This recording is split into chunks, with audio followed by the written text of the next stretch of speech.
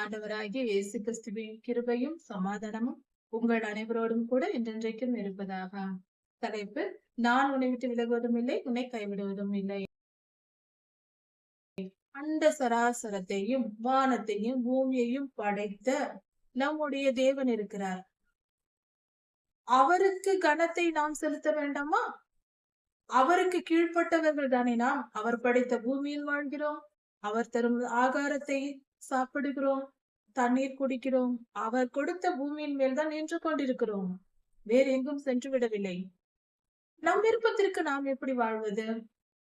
ஒரு கடைக்கு சென்றால் முதலாளி சொல்லை கேட்கிறோம். ஒரு தொழிற்சாலைக்கு சென்றால் அந்த முதலாளி சொல்லை கேட்கிறோம். ஆனால் இந்த உலகத்தில் வாழ்கிற நாம், இந்த உலகத்தின் சர்வலோகத்திற்கும் அதிபதியான சர்வலோகாதிபதி ஆண்டவராகிய இயேசு கிறிஸ்துவின் சொல்லை கேட்டு நடக்காமல் என் விருப்பப்படி நான் நடப்பேன் என்று சொல்வது எந்த விதத்தின் நியாயம்? அவர் சொன்னால் அதை செய்ய வேண்டும். அதை ஆராய வேண்டிய தேவையில்லை. இதுதானே நீதி? இது அவருடைய ஆளுகைக்குரிய இடம் அல்லவா? அவர் படைத்த இடத்தில் அவர் ஆளுகை செய்யக்கூடாதா? அவர் சொல்லும் நீதி நியாயங்களை கடைபிடித்து நடக்க வேண்டாமா? அவருக்கு இந்த பூமியில் சட்டம் போட அவருக்கு உரிமை இல்லையா? அவர் உரிமையை பறித்தது யார்? அவரை விட பெரியவர் யார்? ஏசாயா 24, 25 அதிகாரங்கள். தேசத்தின் குடிகள் மூலமாய், அவர்கள் செய்த பாவத்தின் மூலமாய் இப்படி நடந்தது என்று கர்த்தர் சொல்லுகிறார். அவர்கள் என்ன செய்தார்கள்? நியாய பிரமாணத்தை மீறினார்கள், கட்டளைகளை மாற்றினார்கள், நித்திய உடன்படிக்கையை முறித்தார்கள். இந்த 3 காரியங்களையும் கவனிப்போம். நியாய பிரமாணத்தை மீறினார்கள் என்று சொல்லும் பொழுது கர்த்தருடைய வார்த்தைகள், வேத வசனங்கள் பின்பற்றப்படவில்லை. கட்டளைகளை மாறுபாடாக்கினார்கள். உதாரணத்திற்கு, இன்று நாம் இந்த காரியத்தை செய்து வைத்திருக்கிறோம். ஒட்டுமொத்த மனித குலத்திற்கும் இது பொருந்தும். அதாவது, ஓய்வு நாள் 7ஆம் நாள் நாம் ஞாயிறு என்று சொல்லிக் கொண்டிருக்கிறோம். அப்படி சொல்லக்கூடாது. இது 10 கட்டளைகளில் ஒன்று. அதை மாற்றும் உரிமை நமக்கு இல்லை, கர்த்தருக்கே உரியது. 7ஆம் நாள் ஓய்வு நாள் என்று வேதம் சொல்லுகிறது. அப்படி இருக்க முதலாம் நாள் ஓய்வு நாள் என்று சொல்லக்கூடாது. கர்த்தரை நாம் எந்த நாளிலும் ஆராதிக்கலாம். முதல் நாள், வாரத்தின் முதல் நாளும் ஆராதிக்கலாம். திருச்சபைக்கு செல்லலாம். எல்லா நாட்களும், 7 நாட்களும் கர்த்தரை ஆராதிக்கலாம், தவறு இல்லை. அதையெல்லாம் பின்பற்றலாம், தவறு இல்லை. அதற்காக மாற்ற வேண்டும் என்று சொல்லவில்லை. ஓய்வு நாள் என்றால் அது 7ஆம் நாள் தான். வாரத்தின் முதல் நாளும் கர்த்தரை ஆராதிக்கலாம், திருச்சபைக்கு செல்லலாம், திருவிருந்தில் பங்கு பெறலாம். அதற்கெல்லாம் கணக்கே இல்லை. அதெல்லாம் செய்யலாம், தவறு இல்லை. ஆனால் ஓய்வு நாள் என்று நீங்கள் சொல்வதானால், உங்கள் வாயில் அறிக்கை செய்யும் பொழுது அது 7ஆம் நாள் தான் என்பதை உணர்ந்து கொள்ள வேண்டும். முதல் நாள் ஓய்வு நாள் என்று சொல்லக்கூடாது. அது கட்டளையை மாறுபாடாக்குவதற்கு சமம். நாம் வாரத்தின் முதல் நாள் போவோம், திருச்சபைக்கு செல்வோம், ஆராதனை செய்வோம், திருவிருந்தில் பங்கு பெறுவோம், தவறே இல்லை. ஆனால் அது வாரத்தின் முதல் நாள் என்றே நாம் ஒப்புக்கொள்ள வேண்டும். ஓய்வு நாள் ஆசரிப்பு என்று ஒப்புக்கொள்ளக்கூடாது. இதை சற்று கவனத்துடன் இருந்தால் நமக்கு பாவம் இராது. பொது ஜனங்கள், சாதாரண மனிதர்கள் இந்த மனநிலையை கை கொண்டால் போதுமானது. ஓய்வு நாள் எது என்று கேட்டால் அது வாரத்தில் 7ஆம் நாள். நாம் திருச்சபைக்கு நீங்கள் எந்த நாளில், ஓய்வு நாளில் தான் போக வேண்டும் என்று கர்த்தர் சொல்லவில்லை. ஓய்வு நாளில் நாம் ஓய்ந்திருக்க வேண்டும், அவ்வளவுதான். ஓய்வு நாளில் தான் நீங்கள் திருச்சபைக்கு செல்ல வேண்டும், எனக்கு ஆராதனை செய்ய வேண்டும் என்று கர்த்தர் சொல்லவில்லை. அதனால் வாரத்தின் முதல் நாள் நாம் ஆராதனைக்கு செல்லலாம், ஆராதனை செய்யலாம், திருவிருந்து பங்கு பெறலாம், தவறில்லை. அதை தொடர்ந்து செய்து கொண்டிருக்கலாம். ஓய்வு நாளில் வீட்டில் ஓய்ந்திருங்கள், வீட்டில் ஆராதனை செய்யுங்கள், கர்த்தரை ஜெபியுங்கள், கர்த்தரை நோக்கி, தவறில்லை. அந்த நாள் முழுவதும் உபவாசம் இருந்து ஜெபிக்கலாம், வேதத்தை தியானிக்கலாம். ஓய்வு நாளை, 7ஆம் நாளை ஓய்வு நாளாய் நாம் அனுசரிக்கலாம், தவறே இல்லை. புரிந்து கொள்வோம். இந்த ஓய்வு நாளை ஞாயிறு, வாரத்தின் முதல் நாள் என்று சொல்லக்கூடாது. வாயினால் சொன்னால் அது பாவமாகும். கட்டளையை மாறுபாடாக்குகிறோம். வாரத்தின் முதல் நாளில் நாம் ஆராதனை செய்தால் கர்த்தர் ஏற்றுக்கொள்ள மாட்டேன் என்று சொல்லவில்லை. இத்தனை காலம் நம் ஆராதனை ஏற்றுக்கொண்டிருக்கிறார். அதை புரிந்து கொள்வோம். நாம அதை ஓய்வு நாள் என்று மட்டும் வாயில் சொல்லவே வேண்டாம். இது மிகப்பெரிய பாவமாக இருக்கும்.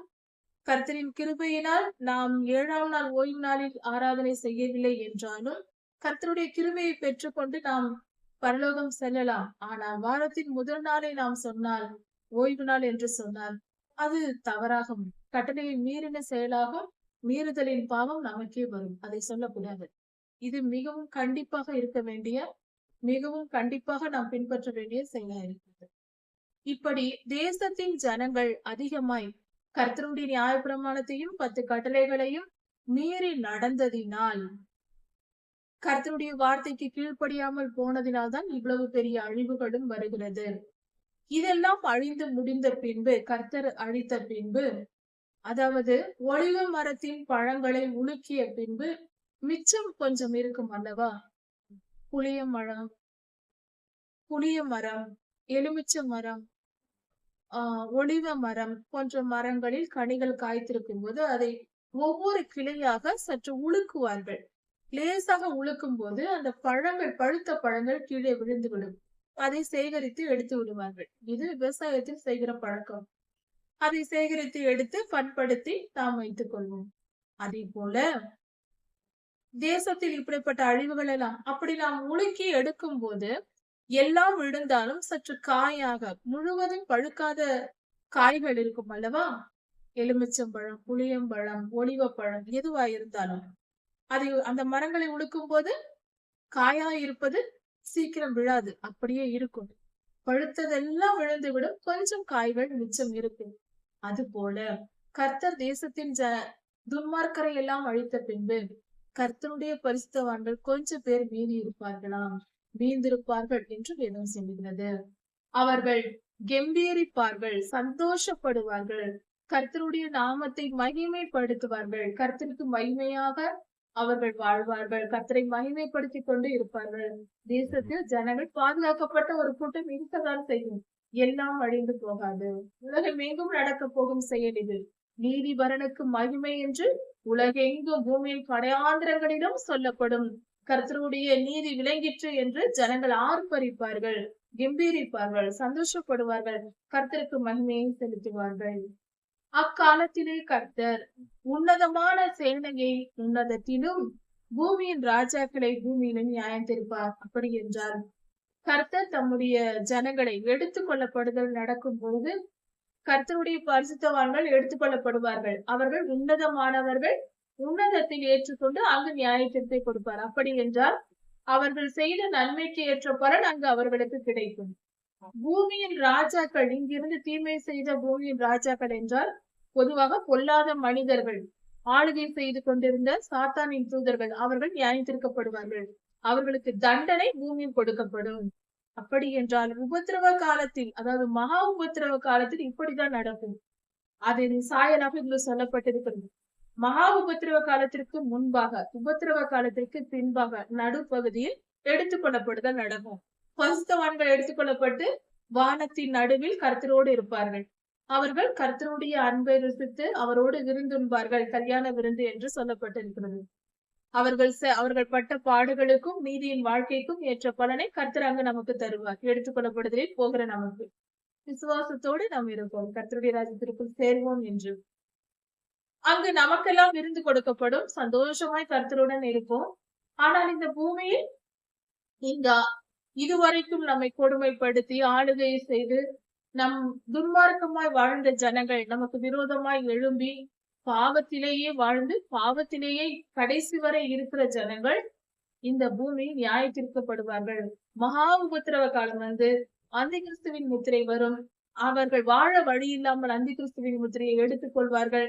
அவர்களுக்கு மிகுந்த துன்பம் உண்டாகும். மகா உபத்திரவ காலம் என்பது பூமி என்றும் தத்தளிப்பு உண்டாகும் காலம். அதைதான் இங்கு கொடுக்கப்பட்டிருக்கிறது. அந்த காலத்தில் இங்கு மகா உபத்திரவம் நடக்கும். அதை அந்த ஜனங்கள் அனுபவிப்பார்கள். புரிந்து கொள்வோம். உன்னதமானவர்கள் உன்னதத்தில் இருப்பார்கள். உன்னதமான ஜனங்கள் என்று சொல்லப்பட்டிருக்கிறது. அது கர்த்தரால் எடுத்துக் கொள்ளப்படும் சந்ததிதான். அந்த ராப்சரை நாம் போகிற சந்ததிதான். அந்த சந்ததிதான் ஆசீர்வதிக்கப்பட்ட கர்த்தருடைய ராஜ்யத்தில் அவரோடு கூட கல்யாண விருந்தில் பங்கு பெற்று நடுவானத்தில் இருப்பார்கள் கர்த்தரோடு கூட. பூமியின் ராஜாக்கள் இந்த மகா உபத்திரவ காலத்தில் அதுவரைக்கும் பாவமாய் வாழ்ந்த ஜனங்கள் கெபிகளில் அடைக்கப்படுவார்கள். அப்படி என்றால் பாதாளத்தில் அடைக்கப்படுவார்கள். நீண்ட நாள் கழித்து அவர்கள் நியாயந்தீர்க்கப்படுவார்கள். இப்படி என்றால் அவர்கள் பாதாளத்தில் அடைக்கப்பட்டு விடுவார்கள். இப்பொழுது உடனே நியாயத்திற்கு வராது. இங்கு பூமியில் 1000 வருட அரசாட்சி நடக்கும். அந்த மகா உபத்திரவ காலம் முடிந்து வானத்திலிருந்து நமது ஆண்டவராகிய இயேசு கிறிஸ்துவும் அவரோடு கூட பரிசுத்தவான்களாய் எடுத்துக் கொள்ளப்பட்ட ஜனங்களாகிய நாமும் வருவோம். பரலோக பரிசுத்தவான்கள், தேவதூதர்கள் எல்லாம் கூட்டமாக வந்து இந்த பூமியில் 1000 வருடம் கர்த்தரோடு அரசாளுகை செய்வோம். அப்படி நாம் அரசாண்டு கொண்டு இருக்கும் பொழுது இந்த பூமியில் ராஜாக்கள் என்றால் ஆளுகை செய்கிற துன்மார்க்கர்கள், ராஜா போல ஆண்டு கொண்டு அந்தந்த இடங்களில் இருந்து தீமை செய்து கொண்டிருந்த ஜனங்கள் பாதாளத்தில் அடைக்கப்பட்டு 1000 வருடம் பாதாளத்திலேயே இருப்பார்கள். அதன் பின்புதான் அவர்களுக்கு நியாயத்திற்கு கொடுக்கப்பட்டு அக்னி கடலில் போடப்படுவார்கள், அழிக்கப்படுவார்கள். சீயோன் மலையில் எருசலேமில் ஆண்டவர் வந்து 1000 வருடம் அரசாளுவார். அவர் ஆளுகையை பார்த்து சந்திரன் வெட்கப்படுமாம், சூரியன் வங்கி கொள்ளுமாம். அப்படி என்றால் அவ்வளவு பிரகாசமாக கர்த்தருடைய அரசாட்சி நடக்கும். அவ்வளவு ஒளிமயமான காலம் என்று சொல்வோம். அப்படிப்பட்ட சந்தோஷமான காலம், எங்கும் நீதி நிரம்பிய காலம், எங்கும் அன்பு நிறைந்த காலம். அன்பின் ராஜா வந்து அரசாளுகை செய்யும் போது அந்த 1000 வருட அரசாட்சி எப்படி இருக்கும்? அன்பே உருவாயிருக்கும், நீதி நிரம்பி இருக்கும், சந்தோஷம் சமாதானம் எங்கும் பெருகிருக்கும். அப்படிப்பட்ட காலம் எங்கு நடக்கும். சூரியனும் சந்திரனும் வெட்கப்படும் அளவுக்கு பிரகாசமாய் இருக்கும் என்று வேதம் சொல்லுகிறது. இப்படியாக கர்த்தருடைய அரசாட்சி நடக்கும். கர்த்தர் நம்மை ஆண்டு கொண்டு வழி நடத்துவார். கர்த்தாவே, நீரே என் தேவன், நான் உம்மை உயர்த்தி உம்மை துதிப்பேன். நாம் கர்த்தரை ஏற்றுக்கொள்ள வேண்டும். நம்முடைய பிதாவாகிய தேவன் அவர். அவரை முழு மனதோடு அன்பு கூர்ந்து அவரை ஏற்றுக்கொள்ள வேண்டும். நம் வாழ்க்கையில் அவருக்கு முதலிடத்தை கொடுக்க வேண்டும். அவரே நம் தேவன். ஒரு உதாரணத்தை பார்க்கலாம். ஒரு நிறுவனம், ஏதோ ஒரு வியாபார ஸ்தலம் இருக்கிறது என்று வைத்துக் கொள்வோம். ஒரு கடை இருக்கிறது. அந்த கடையில் மிக பெரிய கடை அது. அதில் ஒரு வியாபாரி இருக்கிறார். அவர் முதலாளி. அவர் அமர்ந்திருக்கிறார். மற்ற ஊழியர்கள் வேலை செய்து கொண்டிருக்கிறார்கள். அந்த இடத்தில் யார் அதிகாரியா இருப்பார்? யாருடைய சொல்லை கேட்டு எல்லோரும் நடப்பார்கள்? அந்த முதலாளியின் சொல்லை கேட்டு அத்தனை பேரும் நடப்பார்கள். அவர் சொல்வதுதான் அங்கு சட்டம் அல்லவா? வேறு யாராவது அங்கு வந்து ஆளுகை செய்ய முடியுமா? முடியாது. ஏனென்றால் அவருக்கு சொந்தமான கடை அது. அவர்தான் முதலாளி. அவர் சொல்வதை தான் கேட்டு நடக்க வேண்டும். மிகப்பெரிய ஒரு ஃபேக்டரி இருக்கிறது. அந்த ஃபேக்டரியில் முதலாளி ஒருவர் இருக்கிறார். மற்ற ஊழியர்கள் ஆயிரக்கணக்கான பேர் வேலை செய்கிறார்கள். அதில் நாமும் வேலை செய்கிறோம் என்று வைத்துக்கொள்வோம். அங்கு போய் அந்த முதலாளி சொல்வதை நாம் கேட்டு நடப்போமா? அல்லது வேறு யாராவது சொல்வதை கேட்டு நடப்போமா? அல்லது நம் விருப்பப்படி நடப்போமா? நம்முடைய முதலாளி எதை சொன்னாலும் அதை கேட்டு நடப்போம். சில நேரங்களில் அவர்கள் தவறே சொன்னால் கூட கீழ்ப்படிந்து செய்துதான் ஆக வேண்டும். நான் செய்வேன், என்ன செய்வது, முதலாளி சொல்லிவிட்டாரே என்று சொல்லுவோம் அல்லவா? நாம் வேலை செய்தால் அப்படித்தானே சொல்லுவோம். ஒரு கடை நடத்துகிற வியாபாரிக்கு அந்த கடை சொந்தம், அவருடையது. அதனால் அவருக்கு சொந்தம். அவருடைய தொழிற்சாலையில் அவருக்கு முழு அதிகாரம் உண்டு. அப்படியானால் அண்ட சராசரத்தையும் வானத்தையும் பூமியையும் படைத்த நம்முடைய தேவன் இருக்கிறார். அவருக்கு கனத்தை நாம் செலுத்த வேண்டாமா? அவருக்கு கீழ்ப்பட்டவர்கள் தானே நாம். அவர் படைத்த பூமியில் வாழ்கிறோம். அவர் தரும் ஆகாரத்தை சாப்பிடுகிறோம், தண்ணீர் குடிக்கிறோம். அவர் கொடுத்த பூமியின் மேல் தான் நின்று கொண்டிருக்கிறோம். வேறு எங்கும் சென்று விடவில்லை. நம் விருப்பத்திற்கு நாம் எப்படி வாழ்வது? ஒரு கடைக்கு சென்றால் முதலாளி சொல்லை கேட்கிறோம். ஒரு தொழிற்சாலைக்கு சென்றால் அந்த முதலாளி சொல்லை கேட்கிறோம். ஆனால் இந்த உலகத்தில் வாழ்கிற நாம், இந்த உலகத்தின் சர்வலோகத்திற்கும் அதிபதியான சர்வலோகாதிபதி ஆண்டவராகிய இயேசு கிறிஸ்துவின் சொல்லை கேட்டு நடக்காமல் என் விருப்பப்படி நான் நடப்பேன் என்று சொல்வது எந்த விதத்தில் நியாயம்? அவர் சொன்னால் அதை செய்ய வேண்டும். அதை ஆராய வேண்டிய தேவையில்லை. இதுதானே நீதி? இது அவருடைய ஆளுகைக்குரிய இடம் அல்லவா? அவர் படைத்த இடத்தில் அவர் ஆளுகை செய்யக்கூடாதா? அவர் சொல்லும் நீதி நியாயங்களை கடைப்பிடித்து நடக்க வேண்டாமா? அவருக்கு இந்த பூமியில் சட்டம் போட அவருக்கு உரிமை இல்லையா? அவர் உரிமையை பறித்தது யார்? அவரை விட பெரியவர் யார்? என் வாழ்க்கை என் கையில். நான் என் விருப்பப்படிதான் நான் நடப்பேன்.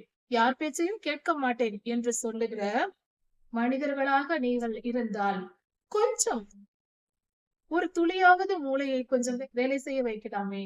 அதற்கு கொஞ்சம் வேலை கொடுக்கலாமே. 1% அது கொஞ்சம் வேலை செய்யட்டுமே. என் விருப்பப்படிதான் நடப்பேன். நான் அதையெல்லாம் செய்ய முடியாது. நான் பைபிள் படிக்க முடியாது, ஜெபிக்க முடியாது, ஆலயத்திற்கு செல்ல முடியாது. என் பெற்றோர்களுக்கு கீழ்ப்படிய முடியாது. என் கணவருக்கு கீழ்ப்படிய முடியாது. என் வேலைகளை நான் ஒழுங்கா செய்ய முடியாது என்று சொல்லிக் கொண்டு திரிகிறவரா நீங்கள்? யோசித்து பாருங்கள். கர்த்தர் தேவன். அவர் படைத்த பூமியில் நாம் வாழ்கிறோம். அவரே இந்த சர்வலோகத்திற்கும் அதிபதி. வானம், பூமி அனைத்திற்கும் அதிபதி. அவர் சொல் கேட்டுதான் நடக்க வேண்டும். அதுதான் நீதி, அதுதான் நியாயம். மீறினால் அக்னி கடல் காத்திருக்கிறது என்று வேதம் சொன்னது. உணர்வுடையவர்களாகவுமே இதுதானே நீதி? வேதம் இதைத்தான் சொல்லுகிறது. அவரே நம் தேவன். இந்த மலைகளில் அவர் ஒரு விருந்தை ஏற்படுத்துவார். நமது ஆண்டவராகிய இயேசு கிறிஸ்துவின் பிறப்பை பற்றி இந்த அதிகாரத்தில் சொல்லப்பட்டிருக்கிறது. ஏசாயா 25ஆம் அதிகாரத்தில் அவரே தேவன் என்று முதல் வார்த்தை சொல்லி இருக்கிறது. அவரே தேவன். அவருக்கு கீழ்ப்படிந்து நாம் நடக்க வேண்டும். அவரை உயர்த்தி அவர் நாமத்தை நாம் துதிக்க வேண்டும். அவருக்கு மரியாதை செலுத்த வேண்டும். அவருக்கு புகழ்ச்சியை செலுத்த வேண்டும். அவருக்கு மகிமை செலுத்த வேண்டும். அவரை புகழ்ந்து பாடுவதும் அவரை புகழ்ந்து பேசுவதும் அதுதான் மகிமையை செலுத்துவது. அவர் செய்ததை நாம் சொல்ல வேண்டும். அப்படி என்றால் அவர் செய்ததை நாம் ஏற்றுக்கொள்கிறோம் என்று பொருள். நாம் சொல்லி அதனால் அவருக்கு மகிமை கூடாது.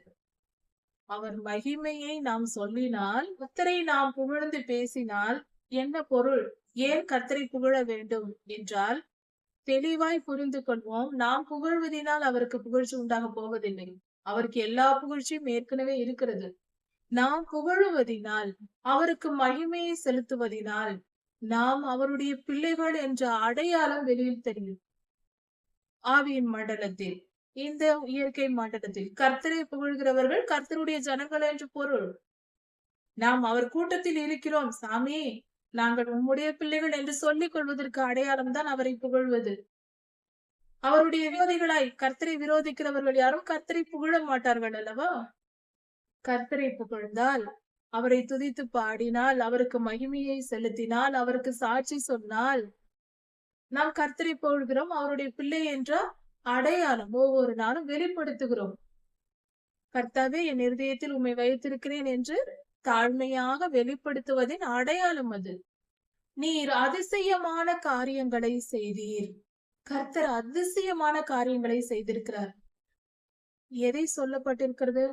மகா பெரிய காரியங்கள். சில காரியங்கள் நமக்கு தெரியாது. பல காரியங்கள் புரியாது. தெரிந்ததை மட்டும் கவனிப்போமே.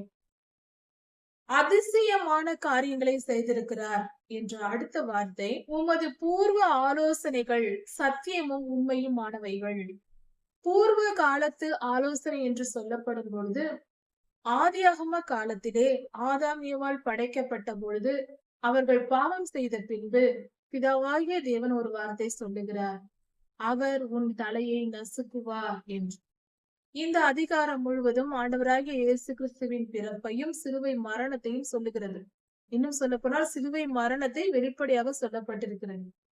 தம்முடைய ஜனங்களை காப்பாற்றும்படியாக அவர் சிலுவை மரணத்தை ஏற்றுக்கொண்டார். கல்வாரி மலையில் சிலுவையில் தம்மை ஒப்பு கொடுத்தார். இதுதான் பூர்வமான ஆலோசனை என்று இந்த இடத்தில் சொல்லப்பட்டிருக்கிறது. முதல் வசனத்தில் பூர்வ ஆலோசனைகள் சத்தியம் உறுதியானவைகள்.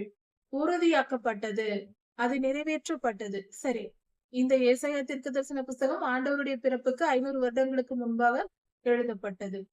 சரி, ஆனால் அது தீர்க்க தரிசனமாக ஆண்டவராகிய இயேசு கிறிஸ்துவின் சிலுவை மரணத்தை இவர் சொல்லுகிறார். ஏசாயா தீர்க்கதரிசி மூலமாக கர்த்தர் நமக்கு வெளிப்படுத்துகிறார். இப்படி அவர் பிறக்க போகிறார், அவர் பிறக்கும் பொழுது அவர் பிறந்து வந்து தம்மை தாமே ஒப்பு கொடுப்பார் என்று. இப்படி அவர் வந்து பொல்லாத வலு சர்ப்பத்தின் ஆளுகையை அழித்து போடுகிறார். பாவத்தை அவர் அழிக்க வந்தார். நமது ஆண்டவராய் இயேசு கிறிஸ்து சமாதான பிரபுவாக வந்தார். கிருபையின் தேவனாக வந்தார். அவர் வந்து என்ன செய்தார்? எல்லா ஜனங்களுக்கும் உபதேசித்தார். அவர் பரிசுத்தமாய் வாழ்ந்தார், உபதேசித்தார். அவரை கொடுமைப்படுத்தினதையெல்லாம் வாங்கி கொண்டார். திருப்பி ஒரு அடி அடிக்கவில்லை, ஒருவரையும் திட்டவில்லை, எதுவும் செய்யவில்லை. அவர் அடிக்கப்படும் ஆட்டுக்குட்டியை போல, அதனால்தான் ஆட்டுக்குட்டியானவர் என்று பெயரே சொல்லுகிறோம். அவர் அமைதியாய் ஏற்றுக்கொண்டு போனார் அல்லவா? சிலுவையை சுமந்தார், தம் ஜீவனை தந்தார். ஆனால் அவர் யுத்தம் செய்தார். அந்த யுத்தம் மறைமுகமானது. அவருடைய இருதயத்தில் தான் அந்த யுத்தம் நடந்தது. பொல்லாத சத்துருக்கள் அவரை துன்பப்படுத்திய பொழுது, அவர் ஊழியம் செய்யும் போது பரிசேயரும் சதுசேயரும் அவரை தூஷித்த போது, அவருடைய மனதிற்குள் யுத்தம், பொல்லாத ஆவிகளோடு அவர் யுத்தம் செய்தார். 3.5 வருடம் படாத பாடுபட்டிருக்கிறார். அந்த யுத்தமானது எப்படி என்றால், அதுதான் ஆவிக்குரிய யுத்தம். பரிசுத்தமாய் வாழ்வதுதான் யுத்தம். நாம் பாவம் செய்வதற்கான எல்லா வழிகளும் திறந்து வைக்கப்படும். ஆனால் அதை எதையும் தொடாமல் பரிசுத்தமாய் நாம் கடந்து செல்கிறோம் அல்லவா? அதுதான் யுத்தம். வஞ்சகன் எத்தனை வஞ்சகத்தை கொண்டு வந்தாலும் அதை கண்டுபிடித்து அதற்கு இடம் கொடாமல் தப்பித்து நாம் பரிசுத்தமாய் வாழ்ந்து கொண்டே நம் பரிசுத்தத்தில் நிலைத்திருக்க வேண்டும். அதுதான் வந்த வேலையை முடிக்கவும் வேண்டும். கர்த்தர் நமக்கு தந்த பொறுப்புகளை நாம் நிறைவேற்ற வேண்டும். நமது ஆண்டவராக இயேசு கிறிஸ்து அதை முழுமையாக மிக துல்லியமாக செய்து முடித்தார். அவர் ஊழியம் செய்தார். அவர் அழைப்பு வந்ததும் ஞானஸ்நானம் எடுத்து ஊழியத்திற்கு வந்தார். 3.5 வருடம் ஊழியம் செய்தார். சிலுவை மரணம் என்று சொல்லப்பட்ட பொழுது வரப்போகிறது என்று மறுரூப மலையில் மோசேயாவும் எலியாவும் வந்து சொல்லி ஆயத்தப்படுத்திய போது சிலுவை மரணத்தை புரிந்து கொண்டு அதற்கேற்றபடி அவர் நடந்து கொண்டார். சிலுவையில் பாடுகளை அனுபவிக்கும் போது முதல் நாளிலிருந்து ஆண்டவராகிய இயேசு கிறிஸ்துவை உபத்திரவப்படுத்த தொடங்கினார்கள். எத்தனை பேசியும் அவர் ஒன்றும் சொல்லவில்லையே. எதை பேச வேண்டுமோ அதை மட்டும்தான் பேசினார். தேவையில்லாமல் ஒரு எதிர்ப்பையும் காட்டவில்லை. தேவ சித்தத்தை மிக துல்லியமாக நிறைவேற்றினார். அது மட்டுமல்ல, சிலுவையில் தம்முடைய ஜீவன் போய்கொண்டே இருக்கிறது என்ற நிலையிலும் வேதத்தில் தம்மை குறித்து சொல்லப்பட்ட அந்த 7 வார்த்தைகளையும் நிறைவாய் மிக துல்லியமாய் சொல்லி முடித்து சென்றார். அப்பொழுதும் அவர் நினைவு வேத வாக்கியங்களை நிறைவேற்றுவதிலேயே இருந்தது. இவ்வளவு அருமையான காரியம் இது. இப்படி பாவத்தை எதிர்த்து, இப்படி ஆவியின்படி பொல்லாத ஆவிகளை எதிர்த்து யுத்தம் செய்து பரிசுத்தமாய் வாழ்ந்து அவர் பலியானதினால்தான், பரிசுத்த பலியாய் அவர் பலி கொடுத்ததினால்தான் இன்று நமக்கு ரட்சிப்பு கிடைக்கிறது. ஒட்டுமொத்த மனித இனத்திற்கும் பரலோகத்திற்கு செல்லும் வாய்ப்பு கிடைத்திருக்கிறது. அதனால் அதுதான் யுத்தம். அவர் செய்த யுத்தம் வலு சர்ப்பத்தை எதிர்த்து செய்த யுத்தமாய் இருக்கிறது. இப்படி கொடூரமான மனிதர்கள், தீயவர்கள், கொடுமையானவர்களின் சீரல் போல அவர்கள் சீறி சீறி வரும் அந்த காலத்தில் பரிசுத்தவான்களுக்கு துன்பம் ஏற்படும். அந்த காலத்திலிருந்து இப்பொழுது வரைக்கும் ஜனங்கள் படுகிற துன்பத்திற்கு விடுதலையாக, ஆறுதலாக நீர் இருக்கிறீர் சுவாமி.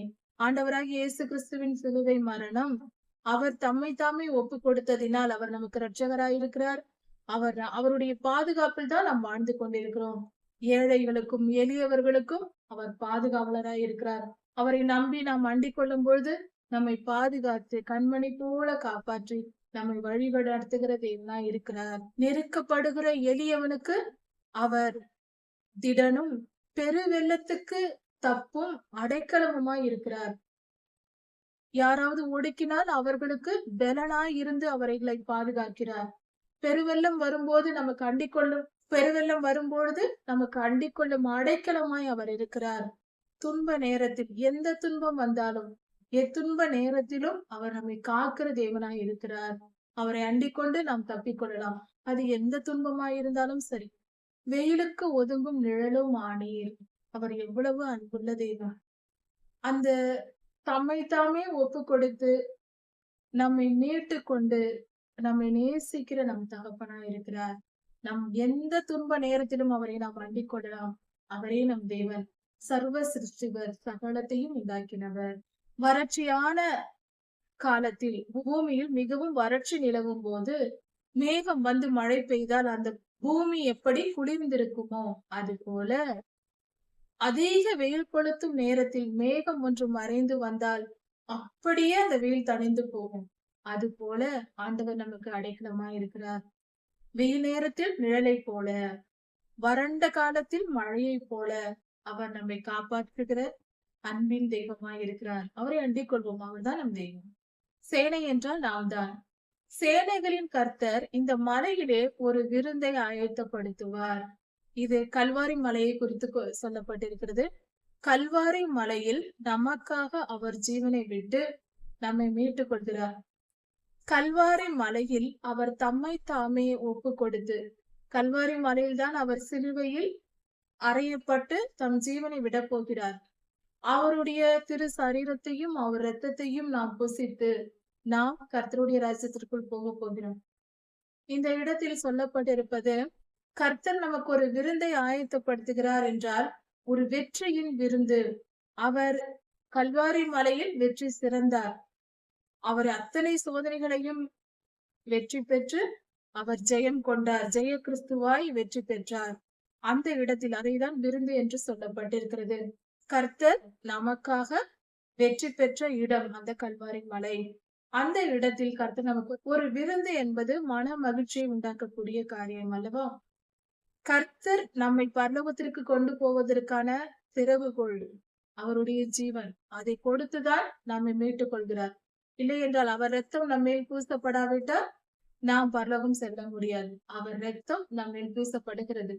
அதற்கு காரணம் அவர் ரத்தம் சிந்தியாக வேண்டும். இந்த பூமியில் நம்மேல் ரத்தம் பூசப்பட வேண்டும் என்றால் அவர் இந்த பூமியில் சிந்தியாக வேண்டும் அவருடைய ரத்தத்தை. அதை அவர் செய்து முடித்தார். அதைதான் விருந்து என்று சொல்லப்படுகிறது. நமக்காக அவர் விருந்தை ஆயத்தப்படுத்தினார். நம்மை காக்கும்படி அவர் ரத்தம் சிந்தினார். சகல ஜனங்களின் மேல் இருக்கிற முக்காட்டையும் மூடுதலையும் அவர் இந்த மலையிலே அகற்றி போடுகிறார். முக்காடு நீக்கப்படுகிறது. அதாவது முக்காடு எப்பொழுது போடுவார்கள் என்றால் வெட்கப்படும் பொழுது முக்காடு போடுவார்கள். வெட்கம் எப்பொழுது உண்டாகும்? வெட்கம் என்பது நாம் தவறு செய்யும் பொழுது உண்டாகிற ஒரு அவமானத்திற்குரிய ஒரு வெளிப்பாடு. அந்த பாவம் செய்து வெட்கம் வந்தது.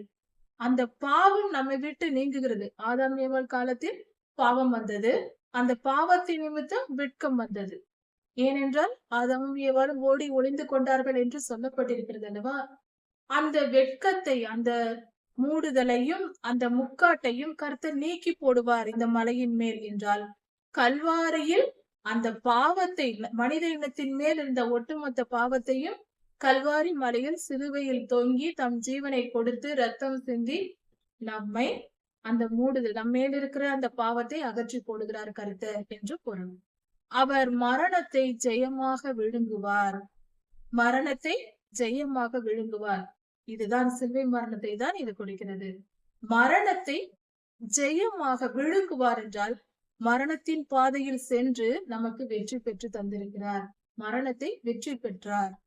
கர்த்தராகிய தேவன் எல்லா முகங்களிலும் இருந்து கண்ணீரை துடைத்து தம்முடைய ஜனத்தின் நிந்தையை பூமியில் இராதபடிக்கு முற்றிலும் நீக்கி போடுவார். கர்த்தரே இதை சொன்னார். அவரே இதை சொல்லியிருக்கிறார். பாவத்தின் நிமித்தம் அக்னி கடலுக்கு செல்வோம், பரலோகம் செல்ல முடியாது என்ற வேதனையை கண்ணீரோடு சுமந்திருந்த மனித இனம், ஒட்டுமொத்த மனித இனம் இன்று வாழ்வது மட்டுமல்ல, ஆதாம் ஏவாள் காலத்தில் இருந்து ஆதியிலிருந்து வாழ்ந்து கொண்டிருக்கிற ஜனங்களின் கண்ணீர், ஐயோ நான் கர்த்தரிடத்தில் போக முடியாதே என்ற நிலை, பாவத்தில் விழுந்து விட்டோமே என்ற நிலை, பாவத்திலிருந்து தப்பிக்க வழியிலேயே என்ற நிலை மறைந்து எல்லா கண்ணீரையும் துடைத்து முக்காடுகளை நீக்கி நம் நிந்தையை எல்லாம், வேதனையை எல்லாம் நீக்கி நமக்கு ஆறுதல் தந்து நம்மை சுமந்து தூக்கி எடுத்து விட்டார் நம் தேவன். சிலுவை மரணத்தில் தம்முடைய ஒரே பேரான குமாரனாகிய இயேசு கிறிஸ்துவை ஒப்பு கொடுத்து நம் தேவன் நம்மை மீட்டுக் கொண்டார். நமது ஆண்டவராகிய இயேசு கிறிஸ்து நம் இரட்சகராய் இருக்கிறார். அவரண்டையும் நாம் என்றென்றும் நிலைத்திருப்போம். நீடித்து அவரோடு 1000 வருட அரசாட்சியில் இந்த பூமியில் வாழ்வோம். அக்காலத்திலே இதோ இவரே நம் தேவன், இவருக்காக காத்திருந்தோம், இவர் நம்மை ரட்சிப்பார். இவரே நம் தேவன், இவருக்காக காத்திருந்தோம், இவரே கர்த்தர், இவருக்காக காத்திருந்தோம், இவர் நம்மை ரட்சிப்பார், இவர் நம் இரட்சகராய் இருக்கிறார் என்று மகிழ்ந்து சந்தோஷப்படுவோம். இப்பொழுது இப்படிதான் நாம் சொல்லி சந்தோஷப்பட்டு கொண்டிருக்கிறோம். இந்த காலத்தை குறித்துதான் அன்றே ஏசாயா தீர்க்கதரிசி எழுதி வைத்திருக்கிறார். கர்த்தர் வெளிப்படுத்துற தீர்க்க தரிசனம். கர்த்தருடைய கரம் இந்த மலையிலே தங்கும். கர்த்தருடைய கரம் இந்த மலையிலே தங்கும். சியோன் மலை கர்த்தருடைய பாதுகாக்கப்பட்ட ஜனங்களின் கூட்டத்தை சொல்லுகிறது. நம்மேல் கர்த்தருடைய கரம் தங்கும், நம்மை பாதுகாப்பார்.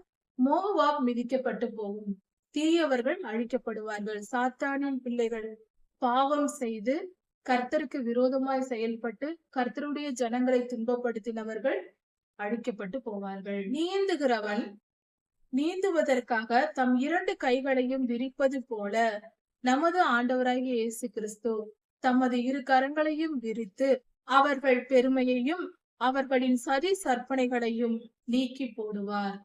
எவ்வளவு துல்லியமான தீர்க்க தரிசனம் இது! நமது ஆண்டவராகிய இயேசு கிறிஸ்து பிறப்பதற்கு முன்பு சொல்லப்பட்ட 500 வருடங்களுக்கு முன்பாக எழுதப்பட்ட இந்த தீர்க்க தரிசனம் சொல்லுகிறது, தம்முடைய 2 கரங்களையும் விரித்து, நீந்துகிறவர்கள் கையை விரித்து நீந்துவது போல ஆண்டவராகிய இயேசு கிறிஸ்து சிலுவையில் அறையப்பட்ட நிலையை இவர் எழுதி வைத்திருக்கிறார்.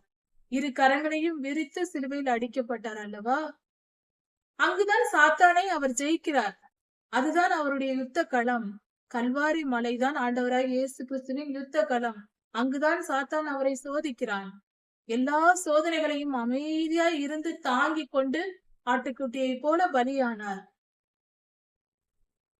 அங்கு சாத்தானை அழிக்கிறார். அவர் மனதளவில் அவர் யுத்தம் செய்து சாத்தானை வெற்றி பெறுகிறார். அவன் வைத்த எல்லா சோதனைகளையும் அவர் வெற்றி பெற்றார். அதாவது ஒரு சாவி, அவனை அழிக்கும் ஒரு சாவியாக கர்த்தர் பயன்பட்டார். ஒரு மனிதன் அந்த பூட்டை திறந்து விட்டால் பரலோகத்திற்கு செல்ல முடியும். அந்த திறப்பதற்கான அந்த ஒரு மனிதனாக அவரே மனித அவதாரம் எடுத்து வந்து பரலோகத்தின் கதவை திறந்து விட்டார். சாவி அதுதான். ஒரு முறை சாவி எடுத்து திறந்து விட்டால் எல்லோரும் போகலாம் அல்லவா? அவர்தான் நம்முடைய சாவி, பரலோகத்தின் சாவி. நம்மை அழைத்து செல்கிறார். எவ்வளவு துல்லியமாக அவர் சிலுவையில் 2 கரங்களை விரித்து தொங்கி நமக்காக அவர் ஜீவன் தர போகிறார் என்ற தீர்க்க தரிசனத்தை இங்கு சொல்லப்பட்டிருக்கிறது. நீந்துகிறவன் நீந்துவதற்கு கைகளை விரிப்பது போல என்று. 2 புறமும் கைகளை விரித்து கொண்டு நீந்துவார்கள் அல்லவா?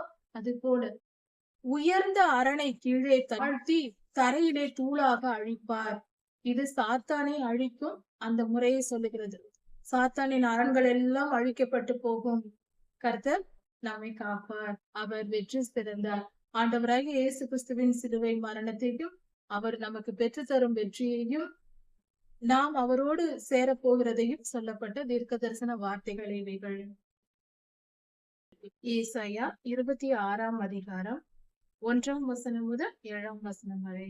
அக்காலத்திலே யூதா தேசத்தில் பாடப்படும் பாட்டானது என்று சொல்லப்பட்டிருக்கிறது. யூதா தேசம் என்று சொல்லும் பொழுது இன்று இஸ்ரவேல் என்று நாம் சொல்லுகிற தேசத்தை குறித்து சொல்லப்பட்டிருக்கிறது. இதுவரைக்கும் பல இடங்களில் பழைய ஏற்பாட்டில் இஸ்ரவேல் தேசம் என்றே சொல்லப்பட்டு வந்தது. ஆனால் இந்த இடம் இந்த அதிகாரத்தில் யூதா தேசத்தில் பாடப்படும் பாட்டு என்று சொல்லப்பட்டிருக்கிறது. ஏனென்றால் இஸ்ரவேல் ஒரு தேசமாக இருந்தது 12 கோத்திரத்தாரும். பின்பு லேவி கோத்திரத்தை தவிர மற்ற 10 கோத்திரங்களும் ஒரு தேசமாகவும் யூதா கோத்திரம் மட்டும் ஒரு தேசமாகவும் இருந்தது. இன்று இஸ்ரவேல் தேசம் என்று சொன்னால் அது யூதா கோத்திரத்தார் மட்டுமே குறிப்பிடப்படுகிறது. மற்ற 10 கோத்திரங்களும் லேவி கோத்திரமும் சிதறப்பட்டிருக்கிறது. எல்லா கோத்திரங்களிலும் கலந்திருக்கிறது. இப்பொழுது ஒரு காரியத்தை நாம் தெரிந்து கொள்வோம். இந்த இடத்தில் கர்த்தர் நமக்கு வெளிப்படுத்தியிருக்கிற காரியம் யூதா தேசத்தில் அக்காலத்தில் பாடப்படும் பாட்டாவது என்று சொல்லப்பட்டிருக்கிறது. இது முழுவதும் ஆண்டவராகிய இயேசு கிறிஸ்து பிறப்பதற்கு 500 வருடங்களுக்கு முன்பாக எழுதப்பட்ட ஏசாயா தீர்க்க தரிசன புஸ்தகத்தில் ஆண்டவராகிய இயேசு கிறிஸ்துவின் முதல் வருகையும் 2ஆம் வருகையும் சொல்லப்பட்டிருக்கிறது. இந்த வேத பகுதி ஆண்டவராகிய இயேசு கிறிஸ்துவின் முதல் வருகையை நமக்கு வெளிப்படுத்தி சொல்லுகிறது. அக்காலத்தில் பாடப்படும் பாட்டாவது இன்று அக்காலம் என்று சொல்லப்படுகிறது. எதிர்காலத்தில் வரப்போகிறது. அதாவது 2000 வருடங்களுக்கு முன்பாக ஆண்டவராகிய இயேசு கிறிஸ்து பிறக்கும் போது என்ன காரியம் நடந்தது என்று இங்கே சொல்லப்பட்டிருக்கிறது. அவர்கள் என்ன பாட்டு பாடுவார்களாம்?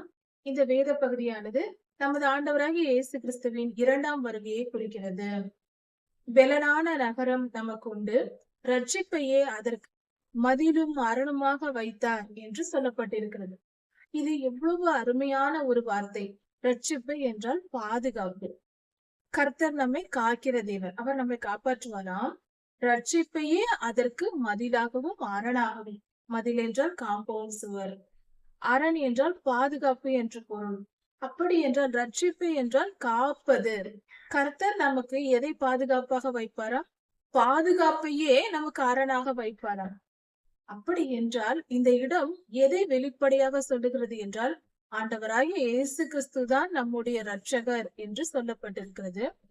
அந்த நகரம் என்று சொல்லுவது எருசலேம், புதிய எருசலேம். இப்பொழுது இருக்கிற எருசலேம் தேசம் அல்ல, பரலோகத்திலிருந்து இறங்கி வருகிற புதிய எருசலேமை குறித்து அவர்கள் பாடுகிறார்கள்.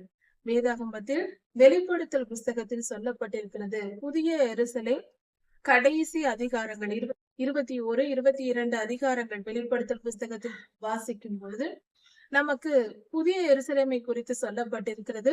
அந்த பகுதியை பார்க்கும்போது அது தங்க நிறமாய் இருந்தது, அதனுடைய அளவு, அது எப்படி இறங்கி வந்தது என்றெல்லாம் சொல்லப்பட்டிருக்கிறது. அந்த புதிய எருசலேம் என்பது ஆண்டவராகிய இயேசு கிறிஸ்து இருந்து அரசாட்சி செய்ய போகிற நகரமாய் இருக்கிறது. அந்த நகரம் பூமியில் வந்து இறங்கும். அதன் கதவுகள் எப்பொழுதும் அடைக்கப்படுவதே இல்லை, எல்லா பக்கமும் திறந்திருக்கும். நிலைகள் இருக்கும், கதவுகள் இருக்காது, அது மூடப்படாது. அப்படி ஒவ்வொரு 4 பக்கங்களிலும் 12 வாசல்கள் உள்ள மிகப்பெரிய ஒரு நகரம் இறங்கி வரும். அந்த இறங்கி வரும் அந்த நகரமானது கர்த்தர், சூரியனும் நிலாவும் நமக்கு தேவையில்லை வெளிச்சம் தருவதற்கு, கர்த்தரே நமக்கு வெளிச்சமாய் பிரகாசிப்பார் என்று சொல்லப்பட்டிருக்கிறது. அருமையான ஒரு பரலோக காரியத்தை இங்கு சொல்லப்பட்டிருக்கிறது. இதை நம்மால் புரிந்து கொள்வதே மிகவும் கடினம். ஆனா அதுவே நமக்கு கொஞ்சம் புரியும் போதே சந்தோஷமா இருக்கிறது. முழுவதும் புரிந்து கொண்டால் நேரில் நாம் அதை அனுபவிக்கும் போது எவ்வளவு சந்தோஷமா இருக்கும். அதற்குதான் கர்த்தருக்கு கீழ்ப்படிந்து நடக்க வேண்டும். புதிய புதிய காரியங்கள், நம் கற்பனைக்கும் எட்டாத அற்புதமான ஒரு தனி உலகம் பரலோகம். அதில் வாழ்க்கையை அனுபவிக்க வேண்டாமா? அதில் நிரந்தரமாய் போய் வாழ வேண்டாமா? இவ்வுலகத்தில் இருக்கும் கொஞ்ச காலத்தில் கொஞ்சம் இன்ப துன்பங்களை சுமந்து கொண்டு, பாடுகளை சுமந்து கொண்டு, சகித்து கொண்டு, பொறுத்து கொண்டு வாழ்ந்தால் இப்படிப்பட்ட பெரிய காரியங்களை நாம் அனுபவிக்க முடியும். இது ஒரு ஞானம் கர்த்தர் தம்முடைய ஜனங்களுக்கு மட்டுமே வெளிப்படுத்துகிறார். அவர் நேசிக்கிறவர்களை அந்த ராஜ்யத்திற்குள், அந்த நகரத்திற்குள் பிரவேசிக்க முடியும். கர்த்தருக்கு பிரியமாய் நடக்க முயற்சி செய்வோம். அவர் பெரிய காரியங்களை நமக்கு வைத்திருக்கிறார். நமக்கு சொல்லப்படவில்லை, சொன்னால் எல்லோரும் ஓடி வருவார்கள் அல்லவா? வேஷம் போட ஆரம்பிப்பார்கள். கர்த்தர் சொல்லவில்லை, ஆனால் சொல்லாத பல அனுபவங்களை நம் கற்பனைக்கும் எட்டாதது, நம் மூளையால் கற்பனை செய்யக்கூட முடியாத அளவுக்கு மிக சிறந்த ஒரு நல்ல வாழ்வை, ஒரு நல்ல உலகத்தை நமக்கு வாழ வைத்திருக்கிறார். அதை நோக்கி நாம் போக வேண்டும். இவ்வுலகத்தில் கொஞ்சம் கொஞ்சம் நமக்கு பாடுகள், துன்பங்கள், அவமானங்கள் எல்லாம் வரும். அதையெல்லாம் பொறுத்து கொள்ள வேண்டும். நமது ஆண்டவராகிய இயேசு கிறிஸ்துவே நம்மை காப்பதற்காக அவர் பொறுத்து கொண்டார். நம்மை காப்பதற்காக நாமே பொறுத்து கொள்ளக்கூடாதா? யோசித்து பார்ப்போம். ஒன்றும் இல்லை. கர்த்தரை நேசித்து அவரை தெய்வமாய் ஏற்றுக்கொண்டு அவருடைய கட்டளைகளின்படி வேத வசனத்தை படித்து அதன்படி வாழ்ந்தால் போதுமானது. எதை செய்யலாம், எதை செய்யக்கூடாது என்று வேதம் நமக்கு போதிக்கிறது. அதற்கு கீழ்ப்படிந்தால் போதும், வேறொன்றும் செய்ய தேவையில்லை. நல்லபடியாக கர்த்தருடைய ராஜ்யத்தில் போய் புதிய பரலோக உலகத்தை நாம் அனுபவிக்க முடியும். அங்கு போய் நல்லபடியாக வாழ முடியும், நிரந்தரமாக. அதற்கு பின்பு மரணம் இல்லை. இவ்வுலகத்தில் மரணம் உண்டு, ஆனால் அவ்வுலகத்தில் மரணமே இல்லை. தேவன் எப்படி நித்தியவாசியாய் இருக்கிறாரோ, நிரந்தரமானவராய் இருக்கிறாரோ, நாமும் அங்கே போய் நிரந்தரமாய் வாழலாம். மரணத்தை வெல்லும் வாழ்க்கை முறை இது. வேத புஸ்தகம் நமக்கு கற்றுத் தருகிறது. அதை கற்றுக்கொண்டு வாழ்வோமே. வேத புஸ்தகம் நம் கையில் கிடைப்பதும், கர்த்தருடைய வார்த்தை நமக்கு கிடைப்பதும் இவ்வளவு பெரிய பாக்கியம் தெரியுமா? அதை பெற்றுக்கொள்வதுதான் உண்மையான கிருபை, உண்மையான பாக்கியம். அதை பெற்றுக்கொண்டால் இவ்வுலக துன்பங்கள் எல்லாம், பாடுகள் எல்லாம் ஒரு பொருட்டே அல்ல. வியாதியா இருந்தாலும், போராட்டங்களா இருந்தாலும், பற்றாக்குறையா இருந்தாலும் அதெல்லாம் கடந்து போய்விடும். கொஞ்ச காலம், கொஞ்ச நேரம், அவ்வளவுதான். கண் இமைப்பதற்குள் நம் வாழ்க்கையே முடிந்து போகிறது. துன்பங்கள் மட்டும் எத்தனை காலம் நிரந்தரமா இருக்க போகிறது? போய்விடும். ஆனால் அந்த காலத்தை கொஞ்சம் சகித்து பொறுத்துக் கொள்ள வேண்டும். ஆனால் கர்த்தருடைய வார்த்தை நமக்கு கிடைக்கப் பெற்றதினால் நாம் பரலோகத்தை அடையும் வாய்ப்பு கிடைத்திருக்கிறது. அதை இழந்து விடக்கூடாது. இவ்வுலகத்தில் பாடுகள் பட்டோம், போதும் அல்லவா? தொடர்ந்து போய் அக்னி கடலிலும் பட வேண்டுமா? துன்பங்கள் இங்கேயே முடித்து விடுவோமே. இன்பத்தை மட்டும் அனுபவிக்க பரலோகம் போக வேண்டும் என்றால் கர்த்தருக்கு கீழ்ப்படிவோம். நம்மை காப்பாற்ற நமக்காக ரத்தம் சிந்தி, நமக்காக ஜீவனை தந்த நம் ரட்சகர் காத்திருக்கிறார். அவருடைய திருப்பாதம் பணிந்து அவரை ஏற்றுக்கொண்டு நாம் கர்த்தருடைய ராஜ்யத்தில் சேருவோம். அதற்கான கீழ்ப்படிதலை கற்றுக்கொள்வோம். சத்தியத்தை கை கொண்டு வாழ்கிற நீதியுள்ள ஜாதி உள்ளே பிரவேசிப்பதற்கு கதவை திறங்கள் என்று பரலோகத்தின் அந்த புதிய எருசலேமின் வாசல்களை திறவுங்கள் என்று சொல்லப்பட்டிருக்கிறது. அதாவது கர்த்தருடைய நித்திய ஜீவனை திறவுங்கள். யார் அங்கு பிரவேசிப்பார்கள் என்று தெல்ல தெளிவாக இந்த வசனத்தில் கொடுக்கப்பட்டிருக்கிறது. யார் பிரவேசிப்பார்கள்? கர்த்தருடைய வசனத்தை கை கொண்டு நடக்கிறவர்களே, சத்தியத்தை கை கொண்டு வருகிற நீதியுள்ள ஜனங்கள். சத்தியம் என்பது வேத வசனம், பைபிள் வசனங்கள். பைபிளில் சொல்லப்பட்டிருக்கிற ஒவ்வொரு வார்த்தைகளும் சத்தியம். அந்த சத்தியத்தை படித்து அதன்படி கீழ்ப்படிந்து வாழ்கிற மனிதர்கள் நீதி உள்ளவர்கள். அப்படிப்பட்ட நீதிமான்களை தான் பரலோகத்தில் சேர்த்து கொள்ளப்படும் என்று சொல்லப்பட்டிருக்கிறது. அவ்வளவுதான், மிகவும் சுலபம், ஒன்றுமில்லை. நாம் சிறு வயதில் பள்ளிக்கு செல்கிறோம். அப்பொழுது பள்ளியில் சேர்க்கும் பொழுது அங்கிருக்கிற சட்ட திட்டங்களுக்கு கீழ்ப்படிந்துதான் நடக்கிறோம். அவர்கள் சொல்லும் உடைகளை, யூனிஃபார்ம் அணிகிறோம், சீருடைகளை அணிகிறோம். அவர்கள் கொடுக்கும் சீருடைகளை அணிகிறோம். அவர்கள் படிக்க சொல்லும் பாடங்களை படிக்கிறோம். அவர்கள் சொல்லும் நேரத்திற்கு போகிறோம். சொல்லும் நேரத்தில், பள்ளி நிர்வாகம் சொல்லுகிற நேரத்திற்கு போக வேண்டும்.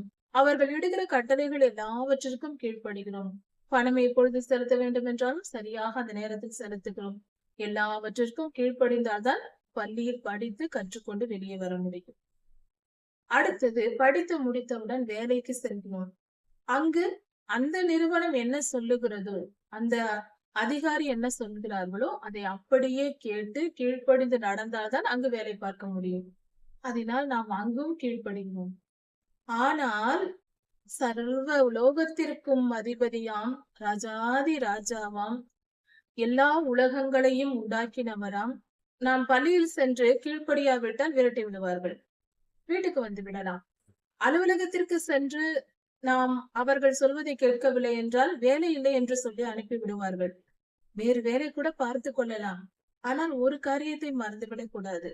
நாம் நிற்கும் பூமியை படைத்த தேவன், நம்மை படைத்தவர், நாம் சுவாசிக்கும் காற்று, தண்ணீர், உணவு எல்லாவற்றையும் சிருஷ்டித்தவர் அவர். எல்லாம் அவருக்கு சொந்தம். அவருக்கு கீழ்ப்படியவில்லை என்றால் அவர் அக்னி கடலில் போட்டு விடுவார். எங்கே போவது? எப்படி தப்பிப்பது? வழியில்லை. ஆனால் மனிதர்களுக்கு பயந்து கீழ்ப்படுகிறோம், கர்த்தருக்கு பயப்படுவதே இல்லை. இது என்ன? இது நமக்கு அறிவுள்ள காரியமா? ஞானமான செயலா? இது நம் வாழ்க்கையை எங்கே கொண்டு போய் முடிக்கும் என்பதை யோசித்து பார்ப்போம். சற்று நிதானித்தால் போதுமானது. வாழ்க்கை மிகவும் சுலபமானது. அதை சரியாக, மிக சரியாக கையாண்டால் சிறந்த வாழ்வை நாம் பெற முடியும். ஒரே ஒரு சிறிய விருப்பம்தான், ஒரு சிறிய செயல்தான் நம் மனதை வளைக்க வேண்டும். கர்த்தருக்கு கீழ்ப்படிய வேண்டும். நம் அதிகாரி அவர் என்பதை உணர்ந்து கொள்ள வேண்டும். நாம் நாமாக உருவாகவில்லை. நம்மை படைத்த தேவன் என்று ஒருவர் உண்டு. நாம் வாழ பூமியை படைத்தவரும், நாம் இருக்கும் இந்த சந்தர்ப்ப சூழ்நிலைகளை நமக்கு ஏற்படுத்தி கொடுத்தவரும், தாயின் கருவில் உருவானது முதல் நம்மை நாம் உணர்ந்து கொள்ளும் வயது வரைக்கும் நம்மை காப்பாற்றியதும், நம் ஜீவனை பத்திரப்படுத்தி வைத்திருப்பதும் கர்த்தரே. பலர் திடீரென்று ஹார்ட் அட்டாக் வந்து இறந்து விடுவார்கள். இப்படி எல்லாம் கேள்விப்படுகிறோம். இப்படி பலவிதமான மரணங்கள் நிகழ்கிறது. ஆனால் நாம் இன்றும் இருக்கிறோமே. இது யாருடைய செயல்? நாமும் எத்தனையோ ஆபத்துகளை சந்திக்கிறோம். ஆனாலும் பிழைத்து வந்து விடுகிறோம். காப்பாற்றுவது யார்? போன ஜீவன்களை எடுப்பது யார்? யோசித்து பார்ப்போம். யோசித்து பார்ப்போம். கர்த்தர் பெரியவர். அவர் அவருடைய அதிகாரத்திற்குட்பட்டவர்கள் அல்லவா நாம்? ஒரு பள்ளி நிர்வாகத்துக்கு பயப்படுகிற பயத்தை காட்டிலும், வேலை செய்யும் நாம் வேலை செய்யும் இடத்தில் நம்முடைய அதிகாரிகளுக்கு நாம் பயப்படுவதை காட்டிலும், நம் நாம் வாழும் இந்த உலகை படைத்த, நாம் நிற்கும் இந்த பூமியை கொடுத்த சர்வலோகாதிபதிக்கு நாம் பயப்பட வேண்டியது அவசியமே. அப்படி நாம் அவருக்கு பயந்து, அவருடைய வார்த்தைகள், அவர் இடும் சட்டதிட்டங்களை, பள்ளி நிர்வாகத்தின் சட்டதிட்டங்களை கேட்பது போல, வேலை ஸ்தலங்களின் சட்டதிட்டங்களை நாம் கேட்டு நடப்பது போல, கர்த்தருடைய சட்டதிட்டங்களை கேட்டு நடந்தால்தான் இந்த உலகத்திலும் சமாதானமாய் வாழ முடியும், நித்திய ஜீவனையும் சுதந்திரித்துக் கொள்ள முடியும். அவர் அதிகாரி, சர்வலோகத்திற்கும் அதிகாரி. அவர் நம் வாழ்க்கையில் அதிகாரம் செலுத்திக் கொண்டிருக்கிறார். அதை உணர்ந்து செயல்பட வேண்டும். புரிந்து கொள்ளும் ஞானம் வேண்டும். அந்த ஞானம் கர்த்தருடைய ஆவியை பெற்ற கர்த்தருடைய பிள்ளைகளுக்கு அது உண்டு. கர்த்தரே அந்த ஞானத்தை நமக்கு தருகிறார். கர்த்தருக்கு பயப்படுதலே ஞானத்தின் ஆரம்பம் என்று வேதம் சொல்லுகிறதே. கர்த்தருக்கு பயந்து நடப்போம். அப்பொழுது நம்முடைய வாழ்க்கை சிறந்ததாயிருக்கும். சத்தியத்தை கை கொண்டு வருகிறவர்களுக்கு தான் அந்த புதிய எருசலேமின் வாசல்கள் திறக்கப்படுகிறது. அதாவது நாம் அங்கு அனுமதிக்கப்படுகிறோம். இது புதிய எருசலேம் என்று சொல்வதை காட்டிலும் இது நித்திய ஜீவனை குறிக்கிறது. நாம் நித்திய ஜீவனுக்கு போக வேண்டும் என்றால் நாம் செய்ய வேண்டிய முதல் காரியம் கர்த்தருடைய வசனத்தை எடுத்து படிக்க வேண்டும். வேத புஸ்தகத்தை வருடத்தில் ஒரு முறையாவது, ஆதியாகமம் முதல் வெளிப்படுத்தல் வரை முழுமையாக வரிசையாக படிக்க வேண்டும். வருடத்தில் ஒரு முறை 1 மணி நேரம் தினமும் செலவழித்தால் போதுமானது. ஒரு வருடத்தில் ஒரு முறை படிக்கும் பொழுது ஒவ்வொரு வருடமும் நாம் புதுமை அடைகிறோம். புதிய மனிதனாய் நாம் உருவெடுக்கிறோம். புதிய காரியங்களை செய்கிறவர்களாய் நாம் மாறுகிறோம். கர்த்தர் அவ்வளவு பெரிய மாற்றத்தை நம் வாழ்க்கையில் உண்டு பண்ணுவார். நம்முடைய வாழ்க்கையா இது என்று நாமே ஆச்சரியப்படும் அளவுக்கு கர்த்தர் நம் வாழ்க்கையை மாற்றுவார். நம்முடைய சுய விருப்பு வெறுப்புகளை அகற்றி பரிசுத்த நீதியுள்ள வாழ்வை நமக்கு கற்றுத் தருவார். வாழ்க்கைக்கான ஃபார்முலா வேத புஸ்தகமா இருக்கிறது. அந்த ஃபார்முலாவை படித்து நம் வாழ்க்கையை வாழும்போது, அதை ஏற்றுக்கொண்டு கீழ்ப்படிந்து வாழும்போது நம்முடைய வாழ்க்கை வெற்றியுள்ள வாழ்க்கையா இருக்கும். வாழ்க்கையின் வெற்றி என்பது நித்திய ஜீவனை அடைவதே. அதுதான் நமக்கு நிரந்தரமாய் இருக்கிறது. அக்னி கடலிலிருந்து தப்புவதை தவிர வேறென்ன வெற்றி வேண்டி இருக்கிறது? மற்ற எல்லா காரியங்களும் இந்த உலகத்தின் காரியங்கள் தான். அது நிரந்தரமற்றது. பிரசங்கி சொல்வது போல மாயை மாயை எல்லாம் மாயையாய் இருக்கிறது. இந்த மாயையான உலகத்தின் இன்பங்களையும் வெற்றிகளையும் பெரிதாக எண்ணிக்கொண்டு ஒன்றுமில்லாமல் போகும் காற்று குமிழ் போல இவ்வுலக வாழ்க்கையின் வெற்றிகள் அது அல்ல. நித்திய ஜீவனே நிரந்தரமான வெற்றி, உண்மையான வெற்றி. நம் உண்மையான வெற்றி என்பது மரணத்தை வெல்வதே. அப்படிப்பட்ட மரணத்தை வெல்லும் வாழ்க்கை நமக்கு கொடுக்கப்படும் என்றால் அதற்கான வழியை தெரிந்து கொள்வதே நல்லது. ஒவ்வொரு மனித வாழ்க்கையிலும் நித்திய ஜீவனை அடைவதே உண்மையான வெற்றியாய் இருக்கிறது.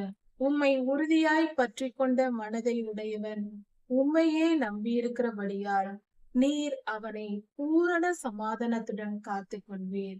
எவ்வளவு அருமையான வார்த்தையா இருக்கிறது. பூரண சமாதானம், முழு நிம்மதி, முழு அமைதி. நம் ஆழ் மனதில் நம்முடைய மனம் மிகவும் அமைதியாக, கடலின் ஆழத்தில் அமைதியா இருக்கும் என்று சொன்னார்கள். அதுபோல ஆழ் மனதில் மிகவும் அமைதியாக நிம்மதியாக இருக்கும் அந்த அனுபவம் இருக்கிறது அல்லவா? அதை இந்த உலகத்தையே சம்பாதித்தாலும், செல்வத்தை எல்லாம் குவித்து வைத்தாலும், எத்தனை கோடிகள் குவித்து வைத்தாலும் அதற்கு ஈடாக இருக்குமா? அந்த சமாதானத்தை அனுபவிக்கும் இன்பம் அதை கொள்ளை கொள்ளையாய் சம்பாதித்தாலும் வருமா? நிச்சயம் இருக்காது. மனநிலை என்பது, சமாதானம் என்பது கர்த்தரிடத்தில் உண்டு. கர்த்தர் தருகிற மனிதனுக்கு கொடுக்கிற பொக்கிஷம். அவரை நம்பி இருக்கிறவர்களுக்கு. அவர் யாருக்கு கொடுக்கிறார்? உண்மையே நம்பி இருக்கிற மனிதர்களுக்கு, கர்த்தரையே நம்பி வாழ்கிறவர்களுக்கு அந்த பூரண சமாதானம் கிடைக்கிறது. கர்த்தரை உறுதியாய் பற்றி கொண்ட மனதை உடையவன். கர்த்தரை உறுதியாய் பற்றி கொள்ள வேண்டும். இன்று நாம் கர்த்தரை நேசிப்பது, அப்புறம் பின்பாக நாம் அதை ஏதாவது யோசிப்பது, அப்படியா, இப்படி செய்யலாமா, இப்படி செய்யலாமா என்று நாம எதையாவது யோசித்துக் கொண்டிருப்பது. அப்படி அல்லாமல் எல்லாவற்றிற்கும் உண்மையாய் முழுமையாய் கர்த்தரை நம்பி அவருடைய வார்த்தைகளுக்கு விசுவாசித்து உம்மை உறுதியாய் பற்றி கொண்ட மனதை விடவர். அவரை உறுதியாய் பற்றி கொண்டு, கர்த்தர் மேல் உறுதியாய் பற்றி கொண்டு நாம் அவரையே நம்பி சார்ந்திருக்கும் பொழுது கர்த்தர் நமக்கு பூரண சமாதானம், உண்மையான முழுமையான சமாதானத்தை தருவேன் என்று சொல்லுகிறார். கர்த்தரை என்றென்றைக்கும் நம்புங்கள். கர்த்தராகிய யெகோவா நித்திய கண்மலையாய் இருக்கிறார். கர்த்தரை என்றென்றைக்கும் நம்ப வேண்டும். நம் வாழ்க்கையில் துன்பம் வரும்போது கர்த்தரை தேடுவது மனித இயல்பு. துன்பம் வரும்போது, ஆண்டவரே எங்களை காப்பாற்றும், இந்த வியாதியிலிருந்து விடுதலையை தாரும், பாடுகளில் இருந்து விடுதலையை தாரும், மன நிம்மதி தாரும், இப்படியெல்லாம் நாம் ஜெபிப்போம், கர்த்தரை தேடுவோம், கர்த்தரை நினைத்திருப்போம். ஆனால் சகலமும் சமாதானமாய் இருக்கும் பொழுது, எல்லாம் நிறைவாய் இருக்கும் பொழுது, எந்த ஊருக்கு நாம் டூர் செல்லலாம் என்று யோசிப்போம். எல்லாருக்கும் ஓய்வு வருகிறது, ஓய்வு நாள் வருகிறது, பிள்ளைகளுக்கு ஒரு மாதம் லீவு வருகிறது, விடுமுறை நாட்கள் வருகிறது, நமக்கும் வருகிறது. எந்த ஊருக்கு செல்லலாம்? எல்லாம் சமாதானமா இருக்கிறது அல்லவா? சந்தோஷமாய் கொண்டாடலாம், டூர் செல்லலாம், அல்லது சினிமாவுக்கு செல்லலாம், எப்படி பொழுதை கழிக்கலாம் என்று யோசிக்க தோன்றும். இது மனிதர் இயல்பாய் இருக்கிறது. உலகெங்கும் எப்படித்தான் இருக்கிறது. கொஞ்சம் நேரம் கிடைத்தால் அதை எப்படி அனுபவிக்கலாம்? இது எவ்வளவு ஒரு உணர்வற்ற மனநிலையா இருக்கிறது. நமக்கு வியாதி வந்தால் ஜெபிக்கிறோம், கர்த்தரை தேடுகிறோம். நமக்கு எந்த குறைவு வந்தாலும் கர்த்தரை தேடுகிறோம். நிறைவு வரும்போது நன்றி சொல்ல கர்த்தருடைய சமூகத்தை தேடுகிறோமா? ஒரு வாரம் ஓய்வு கிடைக்கிறது என்றால், விடுமுறை நாட்கள் வருகிறது என்றால், உபவாசித்து ஜெபிக்க நேரம் கிடைத்தது என்று எல்லோரும் சேர்ந்து உபவாசித்து ஜெபித்தால் அந்த குடும்பம் எப்படி இருக்கு? அந்த குடும்பத்திற்கு பரலோகம், பூமியில் இருக்கும் பரலோகம் என்று பெயர் வைக்கலாம். அப்படி இருக்கும். விடுமுறை நாட்களை அது பரிசுத்த ஓய்வு நாளாய் ஆசரித்து உபவாச நாட்களை நியமித்துக் கொள்ளுங்கள் என்று வேதம் சொல்லுகிறதே. கர்த்தருடைய நாமத்தை மகிமைப்படுத்த நல்ல வேலையை கொடுத்த ஆண்டவருக்கு நன்றி சொல்வோம், நல்ல வருமானத்தை கொடுத்த ஆண்டவருக்கு நன்றி சொல்வோம். நம்ம எல்லாவற்றிலும் நிறைவாய் போஷிக்கிறார், நமக்கு பிள்ளைகளை கொடுத்திருக்கிறார், இருக்க வீடை கொடுத்திருக்கிறார், சகல ஆசீர்வாதங்களையும் நமக்கு கொடுத்திருக்கிற ஆண்டவருக்கு நன்றி சொல்லும்படியாக உபவாசித்து விடுமுறை நாட்களை பயன்படுத்தி கர்த்தருடைய சமூகத்தில் காத்திருந்தால் அடுத்த படிநிலைக்கு நம் வாழ்க்கை முன்னேறி செல்லும். பணத்தில் அல்ல, பரலோகம் சேர்வதற்கான பூரணத்துவத்திற்கு ஏற்ற பரிசுத்த நிலை. அக்கினி கடலிலிருந்து தப்பிக்கும் வழியை தேடுகிறோம் என்று பொருள். இப்படி செய்தால் இதை செய்ய வேண்டும் அல்லவா? பூரணமாய் நாம் எல்லாம் சம்பூரணமாய் இருக்கும் போது அதிகமாய் கர்த்தரை தேட வேண்டும். துன்ப நாட்களில் தேடுவதை காட்டிலும் இப்படி நாம் சம்பூரணமாய் இருக்கும் போது, சகலமும் நிறைவாய் இருக்கும் போது கர்த்தரை தேடினால் குறைவான நாட்களே வராது, துன்ப நாட்களே வராது. எப்படி வரும்? இந்த உணர்வு நமக்கு தேவை. யோசித்து பார்ப்போம். அப்படி நாம் கர்த்தரையே நம்பி இருந்தால், இன்பத்திலும் துன்பத்திலும் கர்த்தரையே நாம் நம்பி இருந்தால், அவரை தேடிக்கொண்டிருந்தால் நமக்கு பூரண சமாதானத்தை தருவேன் என்று கர்த்தர் சொல்லுகிறார். இதை வார்த்தையால் சொல்ல முடியாது. எந்த மனிதனாலும் இதை வெளிப்படுத்தி சொல்ல முடியாது. பூரண சமாதானம் கர்த்தர் தருவார், நம் இருதயம் சமாதானத்துடன் இருக்கும் என்று வார்த்தையால் சொல்லலாம். அனுபவித்து பார்த்தால்தான் அது புரியும். அதன் சுகம் அப்பொழுதுதான் தெரியும். நம் வாழ்க்கையில் மிகப்பெரிய துன்பங்கள் வந்து கொண்டிருக்கும். சூழ்நிலைகள் பார்த்தாலே பயங்கரமா இருக்கும். பிறர் பார்த்து பயப்படுவார்கள். அந்த அளவுக்கு பிரச்சனைகள் வரும். ஆனால் நம் இருதயத்திற்குள் ஒரு சிறு கவலை கூட இருக்காது. அதற்கு பெயர்தான் பூரண சமாதானம். எதை பற்றியும் கவலை இருக்காது. நம் சரீரத்தில் பலவீனமாய் இருப்போம், மிகவும் உடல்நிலை பாதிக்கப்பட்டிருப்போம், ஆனால் சமாதானமா இருக்கும். வலி இருக்கும், வேதனைகள் இருக்கும், எல்லாம் இருக்கும். பிறர் பார்த்து பரிதாபப்படுவார்கள். ஆனால் நமக்கு சமாதானமா இருக்கு. யாரும் ஆறுதல் சொல்லும் நிலையே இருக்காது. ஏன் நாம் புலம்பினால் அழுதால் தானே அவர்கள் ஆறுதல் சொன்னார். நாம் தைரியமாய் அமைதியா இருப்போம். எதை பற்றியும் கவலைப்பட மாட்டோம். நம் சரீரத்திற்கே பாடுகள் வந்தால் கூட வலிக்கிறது என்று சொல்வோம், வேதனையா இருக்கிறது என்று சொல்வோம். மனம் உடைதல் இருக்காது. கர்த்தர் காப்பாற்றுவார் என்ற விசுவாசம் இருக்கும். இதுதான் ஒரு பூரண ஒரு சமாதானம் என்பது. அது உள்ளுக்குள்ள ஆண்டவர் கொடுப்பார். நாம் அவரை நம்பி விட்டால் எந்த துன்பமும் நம்மை அசைத்து பார்க்க முடியாது. நம் சமாதானத்தை எடுக்க முடியாது. கர்த்தரை முழுமையாய் நம்புவோம், அவருக்கு கீழ்ப்படிந்து நடப்போம். கர்த்தரை என்றென்றைக்கும் நம்புங்கள். இன்பத்திலும் துன்பத்திலும் எப்பொழுதும் நம்புங்கள். கர்த்தராகிய யெகோவா நம் தேவனாய் இருக்கிறார். யெகோவா என்பது நம்முடைய பிதாவாகிய தேவனுடைய பரிசுத்த நாமம். சர்வ வல்லவரின் நாமம் அது. யெகோவா, யெகோவா ரஃபா, யெகோவா ஷாலும் என்று பல பெயர்கள் உண்டு. யெகோவா என்ற சொல் நம்முடைய பிதாவாகிய தேவனுடைய நாமமாய் இருக்கிறது. அவர் ஆபிரகாமின் தேவனும் ஈசாக்கின் தேவனும் யாக்கோபின் தேவனுமாய் இருக்கிறார். இஸ்ரவேலின் தேவன் நம் தேவனாய் இருக்கிறார். அவருடைய நாமம் யெகோவா. அவர் நித்திய கண்மலையாய் இருக்கிறார். நித்திய கண்மலை, கண்மலை என்று சொன்னால் அது அசைக்க முடியாது. கண்மலை என்றால் மிகப்பெரிய மலை, அதை அசைக்க முடியுமா? முடியாது. நித்திய கண்மலை என்றால் நிரந்தர பாதுகாப்பு. ஒரு தேசத்திற்கு அருகில் பக்கத்தில் பெரிய மலை இருந்தால் அந்த தேசத்திற்கு முழு பாதுகாப்பு இருக்கும். எதிரிகள் திடீரென்று இவர்களை தாக்க முடியாது. ஒரு தேசத்தை பாதுகாப்பது அதன் மலைகள். மிகப்பெரிய அரணாய் இருக்கும் மலைகள்.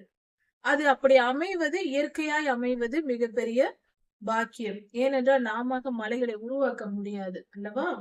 அதனால் கண்மலை என்பது ஒரு தேசத்திற்கு மிகப்பெரிய பாதுகாப்பு.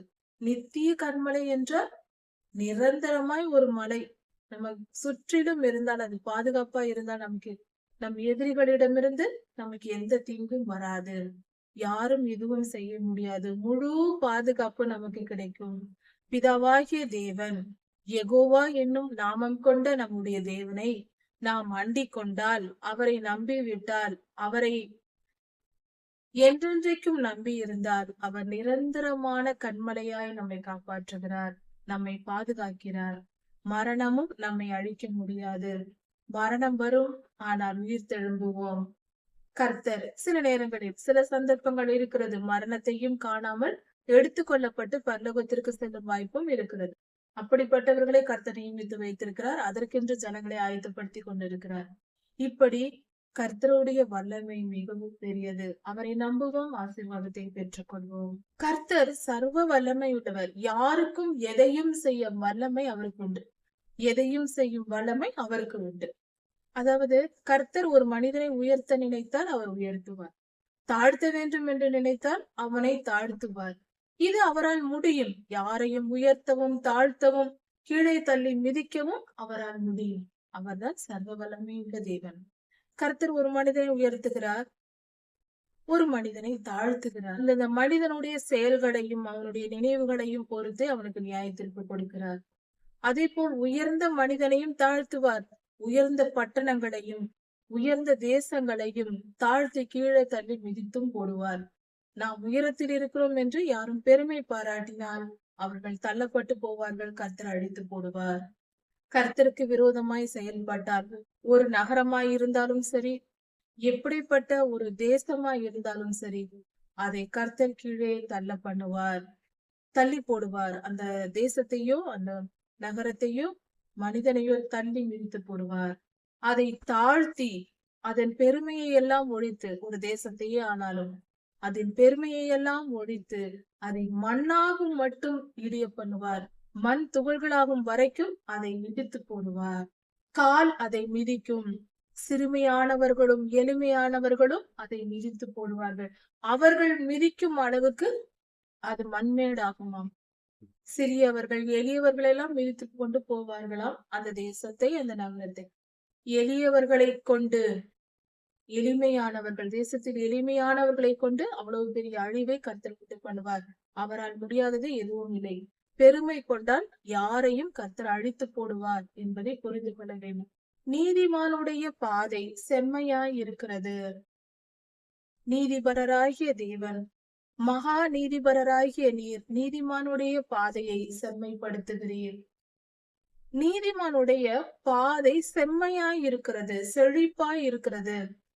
சரியான பாதை, செழிப்பான பாதையில் நீதிமான் நடந்து போகிறான் என்று பொருள்.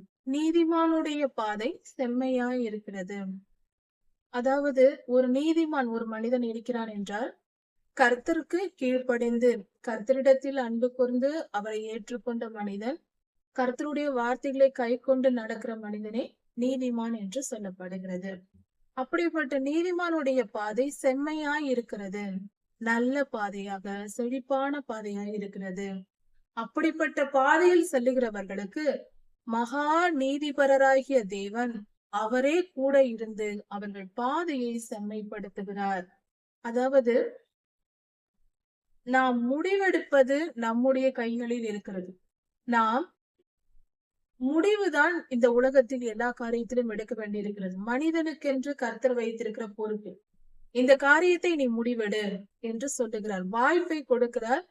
இதில் நல்ல காரியங்களை தெரிந்தெடுப்பது நம்முடைய உரிமையும் நம் கொடுத்திருக்கிறார். அது நம்முடைய உரிமை. நீதிமான் செம்மையான பாதையை தெரிந்து கொண்டு அதன் பாதையில் நடக்க தொடங்குகிறார். அந்த பாதையை நீதிபரராகிய தேவன் நமக்கு செம்மைப்படுத்தி தருகிறார். ஆண்டவராகிய இயேசு கிறிஸ்துவே இதை செய்கிறார். அப்படி என்றால் நாம் வாழ்க்கையில் நல்ல முடிவுகளை எடுத்தால் போதுமானது. அதை செய்ய பலனையும் சந்தர்ப்ப சூழ்நிலைகளையும் அதற்கு தேவையான எல்லா காரணிகளையும் கர்த்தரே தருகிறார் நமக்கு. உதாரணத்திற்கு, ஒரு மனிதன் பொய் பேசக்கூடாது, நான் நீதிமான் கர்த்தருடைய பிள்ளை, பொய் பேசக்கூடாது என்று முடிவெடுத்து பொய் பேசுவதை நிறுத்திவிட்டு மனம் திரும்பி உண்மையை பேசி நீதி நியாயத்தோடு வாழ்ந்து கொண்டிருக்கிறான். அப்பொழுது கர்த்தர் என்ன செய்வார்? அவன் உண்மை பேசி வாழும் அளவிற்கு அவனுக்கு அதற்கேற்ற வேலையையும் சந்தர்ப்ப சூழ்நிலைகளையும் ஏற்படுத்தி தருவார். அவன் உண்மையாய் வாழ்வதற்கு தேவையான எல்லா சூழ்நிலைகளையும் ஏற்படுத்தி அந்த வாய்ப்பை கொடுப்பார். துன்மார்க்கரை விட்டு பிரித்து அந்த மனிதனை தனிமைப்படுத்தி உண்மையை பேசி நீதியாய் வாழ்வதற்கு ஏற்ற சூழ்நிலைகளை ஏற்படுத்தி வழி நடத்துவார்.